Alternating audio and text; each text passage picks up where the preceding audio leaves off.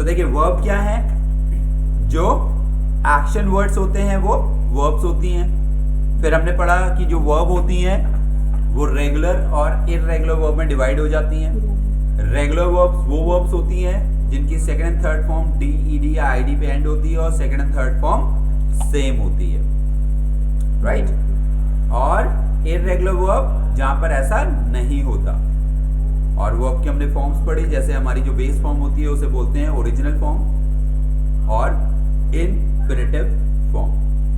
जो first form होती है उसका मतलब होता है सिंगुलर एंड प्लूरल फॉर्म, और वर्ब की ओरिजिनल फॉर्म ही प्लूरल फॉर्म होती है। सिंगुलर बनाने के लिए हम उसमें एस, एस या आई एस ऐड कर देते हैं, जैसा कि अभी हम लोगों ने देखा था यहाँ पर, right. Verb become singular by adding S, S और आई, एस। फिर रेगुलर एंड इररेगुलर वर्ब होती हैं। उसके बाद हमने देखा कि वर्ब की जो फॉर्म्स होती हैं, बेस फॉर्म को मैंने बताया इन्फिनेटिव फॉर्म, फर्स्ट फॉर्म होती है प्रेजेंट फॉर्म या present simple form, second form past form या past simple form, third form को पास्ट पार्टिसिपल और आईएनजी फॉर्म को प्रेजेंट पार्टिसिपल बोलते हैं। इसके बाद पार्टिसिपल क्या होते हैं? पार्टिसिपल वो वर्ड्स होते हैं, वो वर्ब्स होती हैं इनफैक्ट जो एडजेक्टिव का काम करें। और अभी मैंने बताया जो एडजेक्टिव होता है उसका काम होता है नाउन या प्रोनाउन को क्वालिफाई करना, यानी उनके बारे में कुछ बताना। फॉर एग्जाम्पल न्यू कार, तो जब मैं बोल रहा हूं न्यू कार तो यहाँ पे कार के बारे में हमें पता लग रहा है कि ये नई कार है, तो ये जो वर्ड है न्यू ये बन जाता है एडजेक्टिव। और यही एडजेक्टिव का काम जब वर्ब करने लगे, एडजेक्टिव का काम जब वर्ब करने लगे तो उस वर्ब को पार्टिसिपल कहते हैं। अगर वो थर्ड फॉर्म है तो पास्ट पार्टिसिपल, और अगर आईएनजी फॉर्म है तो प्रेजेंट पार्टिसिपल कहते हैं। ठीक है, यानी कि वर्ब की थर्ड फॉर्म या आईएनजी फॉर्म जब एडजेक्टिव का काम करे, यानी नाउन या प्रोनाउन के बारे में कुछ जानकारी दे, तो उसे हम बोलते हैं पार्टिसिपल। और एडजेक्टिव्स क्या होते हैं? जो नाउन या प्रोनाउन के बारे में हमें कुछ बताएं। अगर वही काम वर्ब करेगी तो उसे पार्टिसिपल बोलते हैं। Let's have a look at some examples. तो यहाँ पर हम लोग देख सकते हैं प्रेजेंट पार्टिसिपल के एग्जांपल्स हैं। पहला सेंटेंस है, would you like to read it out? आप पढ़ेंगे इसको, पहले सेंटेंस को। She saw Rohan feeding the bird at the park. She saw Rohan feeding the birds at the park. इसका कुछ मतलब समझ में आ रहा है आपको? उसने देखा रोहन को, मतलब पार्क में उसको खाना खिलाते थे, चिड़िया को खाना खिलाते थे। इसे हम जैसे बोलते हैं ना चिड़ियों को दाना डालते हुए। तो ऐसी चीजों को, जैसे जानवर हो गए, बर्ड्स हो गए या छोटे बच्चे हो गए जो अपने आप से खाना नहीं ले सकते, जब हम उनको खिलाते हैं तो हम बोलते हैं हम उन्हें फीड कर रहे हैं। जैसे हम एनिमल को अगर खाना खिला रहे हैं, खाना डाल रहे हैं, तो हम उसे फीड कर रहे हैं। ठीक है, तो उसने देखा था रोहन को क्या करते हुए? चिड़ियों को दाना डालते हुए पार्क में। Second one, students often have trouble understanding calculus. It's a type of maths. So कह रहा है कि स्टूडेंट्स को अक्सर, इस वर्ड को हम ऑफन या ऑफ्टन दोनों तरीके से बोल सकते हैं। So students often have trouble, अक्सर उन्हें प्रॉब्लम होती है अंडरस्टैंडिंग यानी समझने में कैलकुलस को। The next one, The cat next door is the one making all of that noise. इसका मतलब कुछ समझ में आ रहा है? Cat next door is the one making all of that noise. पर थोड़ा ये समझ में आ रहा है, शुरू कैट दूसरा डोर, मतलब पर्टिकुलर वो पता चल रहा है बट सेंटेंस कंप्लीट नहीं हो पा रहा। मैं बताता हूँ। देखिए नेक्स्ट डोर का मतलब है यहाँ पर पड़ोसी, हमारे बगल वाले घर। ठीक है, नेक्स्ट डोर। जैसे हम कह रहे हैं ये मेरे बगल वाले घर में रहता है, तो he lives next door. He lives next door. ये बिल्कुल मेरे बगल वाले घर में रहता है, he is my next door neighbour. Next door neighbour. तो कह रहा है जो बगल वाले घर में बिल्ली है ना, द कैट नेक्स्ट डोर, वही है जो ये सारा शोर कर रही है। इज द वन, ये वही है जो ये सारा शोर कर रही है, making all of that noise. ठीक है, बगल वाले घर में बिल्ली है वही ये सारा शोर कर रही है। Next one. Help me get rid of the annoying fly. Very good, कुछ मीनिंग आ रहा है इसका समझ में?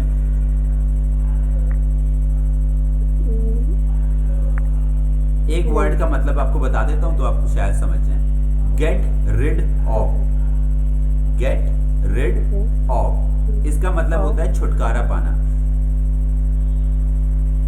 ओके, मुझे हेल्प मांग रहा है, प्लीज अनोइंग फ्लाई से मुझे हेल्प करो छुटकारा पाने में, है ना, यानी मुझे इससे छुटकारा दिलाओ। Help me get rid of the annoying fly. Annoying मतलब जो गुस्सा दिलाए, यानी जो मक्खी है उससे मुझे गुस्सा आ रहा है, ये मेरे को बहुत गुस्सा दिला रही है, इरिटेट कर रही है, मुझे हेल्प करो कि ये भाग जाए यहाँ से, मुझे इससे छुटकारा दिलाओ।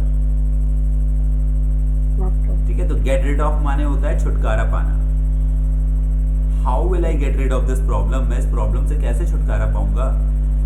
तो गेट रिड ऑफ। और अनोइंग यहाँ पे प्रेजेंट पार्टिसिपल है, क्योंकि अनॉय माने होता है गुस्सा दिलाना, और उससे बना ये वर्ड है अनोइंग। तो हम जो मक्खी है उसको कह रहे हैं कि ये कैसी है? अनोइंग है, गुस्सा दिलाने वाली है, इरिटेट करने वाली है। ठीक है, जैसे मान लीजिए हमने बोला फ्राइंग पैन, तो फ्राई से बना वर्ड था फ्राइंग, तो वो किस काम में आ रहा है? पैन फ्राई करने के काम आ रहा है, इसलिए उसको बोलते हैं फ्राइंग पैन। तो जो वर्ड है फ्राइंग वो किसका काम कर रहा है? एडजेक्टिव का, लेकिन है तो वर्ब, तो वो प्रेजेंट पार्टिसिपल कहलाएगा। Last sentence will B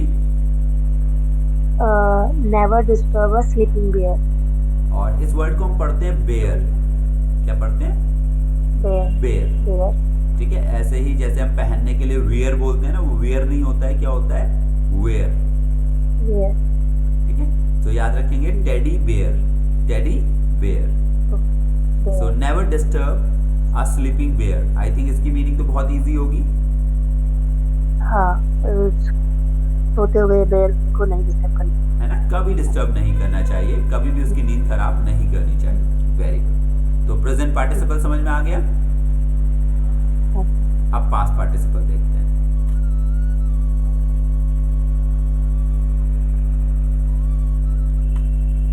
verb की जब थर्ड फॉर्म को यूज करते हैं एज एन एडजेक्टिव तो वो बन जाती है पास्ट पार्टिसिपल। पहले एग्जांपल से शुरू करते हैं, गो ऑन।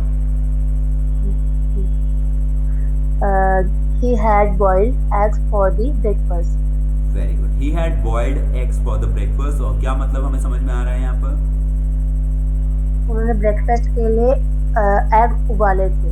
हाँ, यहाँ पे had का मतलब है खाना। ठीक है, जैसे eat माने अच्छा, खाना होता है ना। हाँ, तो उन्होंने खाए थे, कैसे एग खाए थे? उबले हुए अंडे खाए थे। और फॉर द ब्रेकफास्ट का मतलब है ब्रेकफास्ट में, नाश्ते में उन्होंने उबले अंडे खाए थे। मान लीजिए मैंने अगर उबली हुई मैगी खाई तो मैं बोलूंगा आई हैड बॉइल्ड मैगी। और नाश्ते में के लिए हम इन नहीं बोलते हैं, फॉर बोलते हैं, फॉर द ब्रेकफास्ट। तो I had boiled eggs for the breakfast, I had Maggi for the breakfast, I had bread and butter for the breakfast. तो बॉइल्ड एग्स, यहाँ पे एग को क्वालिफाई कर रहा है वर्ड बॉइल्ड। नेक्स्ट वर्ड है I found my lost watch. कहां पर पाया मैंने इसे? In the cupboard. हाँ, और इस वर्ड का प्रोनाउंसिएशन ध्यान रखिएगा, क्या होगा? कबर्ड। कबर्ड। यस, प्लीज भूल जाइए, कबर्ड। ओके, ठीक है, I found my lost watch. और कैसी वॉच थी ये? खोई हुई, लूज से बना word lost. I found my lost watch in the cupboard. Next one it says don't sit on the broken chair. क्या मीनिंग होगा इसका? उस टूटी हुई चेयर पे मत बैठो। एग्जैक्टली, तो ये टूटी हुई है, ये वर्ड बता रहा है ब्रोकन और बना है ब्रेक से, तो ये है past participle adjective. Next one पढ़ेंगे आप। He was knocking at the locked door. Locked door, sorry. Locked door। तो क्या मतलब है इसका? नॉक का मतलब होता है खटखटाना। बंद दरवाजे, हाँ, वो बंद दरवाजे को खटखटा रहा था। Very good. सो ही वो यहाँ पे लॉक्ड डोर का मतलब है बंद दरवाजा। Last one, Rohan was driving a stolen car. Stolen car. क्या रोहन होगा इसका चोरी मतलब? की हुई कार को ड्राइव कर रहा था। एग्जैक्टली तो स्टोलन कार का मतलब है चोरी की हुई कार। जैसे हम लोग बोलते हैं स्पोकन इंग्लिश, स्पोकन इंग्लिश यानी कि जो बोल चाल में इंग्लिश इस्तेमाल होती है वो वाली इंग्लिश। तो ये होता है पार्टिसिपल। नेक्स्ट आता है जिरंड। अब ये जिरंड क्या होता है? तो हमें पता है जो नाउन है that is a naming word. Noun क्या होता है? एक नेमिंग वर्ड होता है, मीनिंग वर्ड होता है ना? तो अगर वही काम वर्ब की आईएनजी फॉर्म करे, क्या करे? नाउन का काम करे। अब नाउन सब्जेक्ट भी बन सकता है और ऑब्जेक्ट भी बन सकता है। तो वही काम अगर वर्ब की फॉर्म करने लगे, और कौन सी वाली? ING form. वर्ब की आईएनजी फॉर्म जब नाउन का काम करे तो उसे जिरंड बोला जाता है।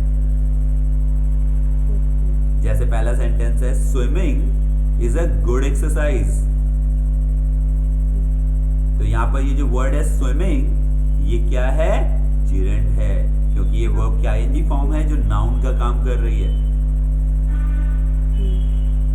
कुकिंग इज एन आर्ट, यानी खाना बनाना एक कला है।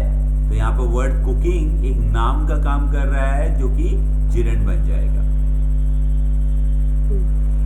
Last one is he was punished for coming late. यहाँ पर हम इसे एज एन ऑब्जेक्ट यूज कर रहे हैं, तो उसे किस लिए पनिश किया गया था? लेट आने के लिए, लेट आने की वजह से। तो इस तरीके से जिरंड का इस्तेमाल होता है। ये सब्जेक्ट भी बन सकता है और ऑब्जेक्ट भी बन सकता है, और इसको हम बोलते हैं जिरंड क्योंकि ये वर्ब की आईएनजी फॉर्म नाउन का काम कर रही होती है।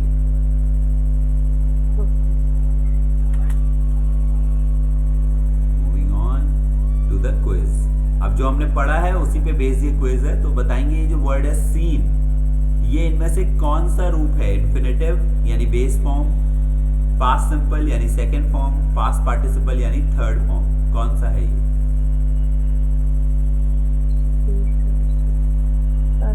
Past participle. Exactly, because see saw seen, ये थर्ड फॉर्म है।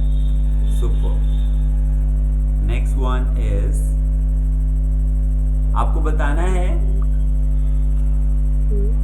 ये जो केम वर्ड है ये क्या है? ये कम की सेकंड फॉर्म। Very good. और उसे हम क्या बोलते हैं? इन्फिनेटिव बोलेंगे, पास्ट सिंपल या simple, past simple. Exactly, past simple.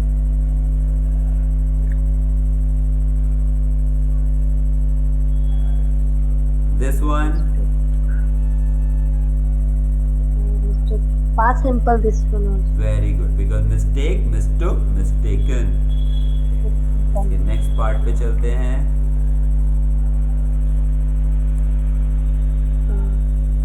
यहाँ पर आपको ये तीनों में से एक वर्ड फिट करना है कि यहाँ पर जिम्नास्टिक में हम प्ले करते हैं, जिम्नास्टिक को हम डू करते हैं या गो करते हैं? जिम्नास्टिक को प्ले नहीं करते, वो करते, डू करते हैं। एग्जैक्टली, तो I do gymnastics regularly to stay strong and healthy. तो do is the right verb that will fit in here. Next one is he had no choice but to dash camping with us. Play, do या go? Camping में, camping मतलब होता है जैसे हम कहीं जाते हैं और वहां पर हम टेंट वगैरह लगा के रहते हैं ना, दैट इज कॉल्ड कैंपिंग। तो आने के लिए गो। एग्जैक्टली, तो गो शॉपिंग, गो कैंपिंग, इसमें कोई प्रेपोजिशन नहीं लगती। तो गो कैंपिंग विद अस, यानी उसके पास हमारे साथ कैंपिंग में जाने के अलावा और कोई रास्ता नहीं था।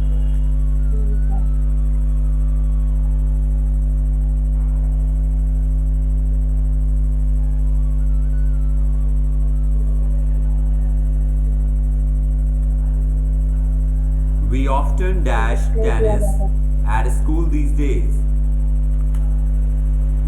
Play. Very good. So We often play tennis at school these days.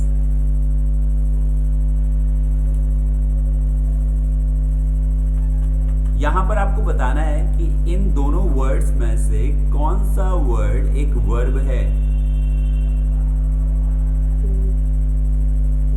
Loose.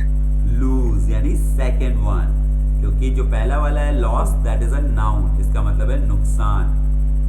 And LOSE loose जो है वो वर्ब है, इसका मतलब है हारना या खोना, और सेकंड एंड थर्ड फॉर्म होती है लॉस्ट. तो lose is the right answer. The second one is